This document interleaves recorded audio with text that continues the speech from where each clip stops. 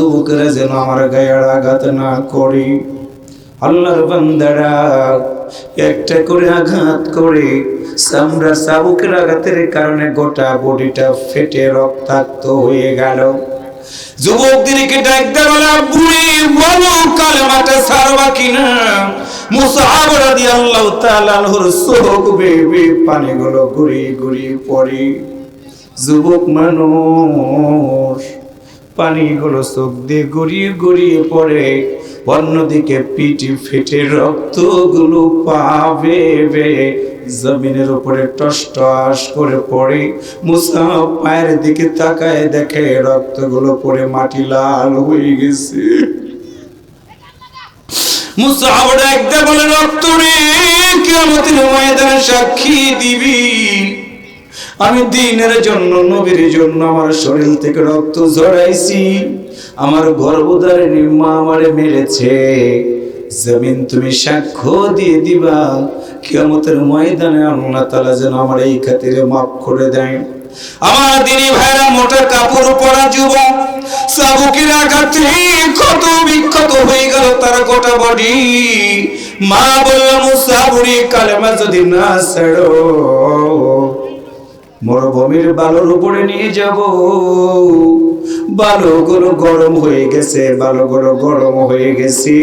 ওই বালুর উপরে তোমাকে শীত করে শোয়াই দিব। পিঠের চামড়াগুলো গলে গলে বালুর ভিতরে চলে যাবে। এইভাবে তোমার জীবন চলে যাবে। বলো কালেমাটা ছাড়বা কিনা বলো।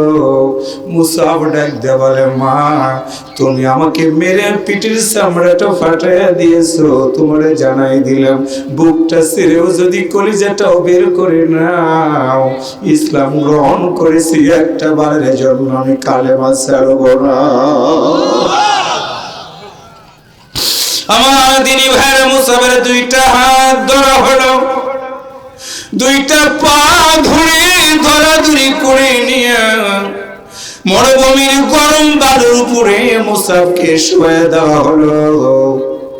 আল্লাহর বান্দারা যারা লোহা দিয়ে কাঁচি বানান, কামার চেনেন কিনা জানি না, আজ তো কয়লা যখন আগুন ধরে দেয়, হাপড় ধরে টান দেয়, কালো কয়লা কিন্তু লাল টকটক হয়ে যায়।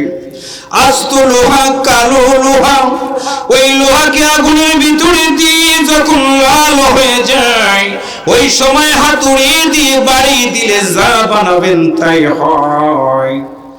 হজ করতে যারা গিয়েছেন তারা জানেন, মরুভূমির বালুর উপরে পা দেওয়া যায় না, পা দেওয়া যায় না, পাথরের উপরে পা দেওয়া যায় না। পা দেওয়া মাত্র পায়ের উপরে ফসকা পড়ে যায়।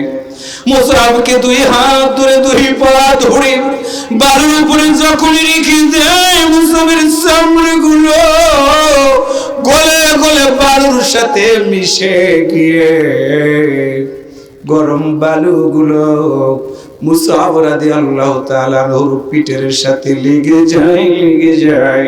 দমটা বন্ধ হয়ে গেল, জ্ঞানটা হারিয়ে ফেললেন মুসআব। লোকেরা ভাবলো মুসআব মনে হয় দুনিয়া থেকে বিদায় হয়ে গেছে। এইটা ভেবে মৃত সন্তান ভেবে ছেড়ে চলে গেল। যখন দুপুর গড়িয়ে সন্ধ্যা হয়ে গেল, মুসআব রাদিয়াল্লাহু তাআলা আনহুর আল্লাহ তাআলা জ্ঞানটা ফিরিয়ে দিলেন। তাকায় দেখে বালুর উপরে শুয়ে আছে মুসআব, তার পাশে কেউ নাই। আল্লাহর বান্দা এক পা দুই পা করে উঠে দাঁড়ানোর চেষ্টা করে, পারে না।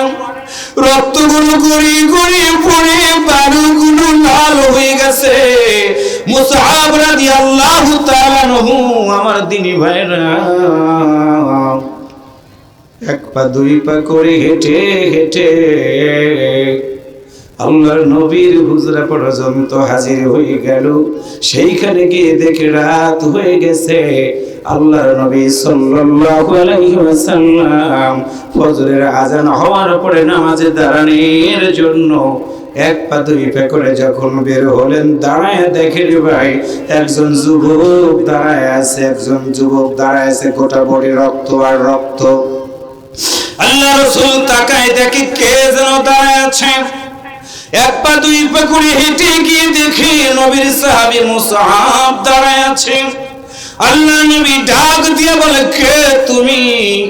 যুবক ডাক দিয়ে বলে আমার নাম হলো মুসআব। আল্লাহর নবী তাকায় দেখে মুসআবের শরীরটা ফেটে ফেটে রক্তগুলো গড়িয়ে গড়িয়ে পড়তেছে।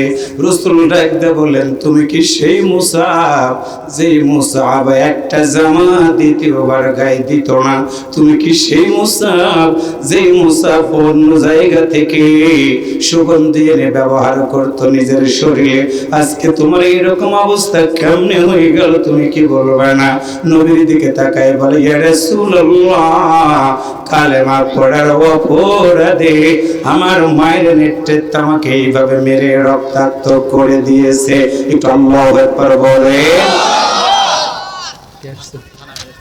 ঘোষণা দিয়ে দাও। নপিস নাও, এই নাও। লাল গোলাপ শুভেচ্ছা। এখান থেকে এর পাশে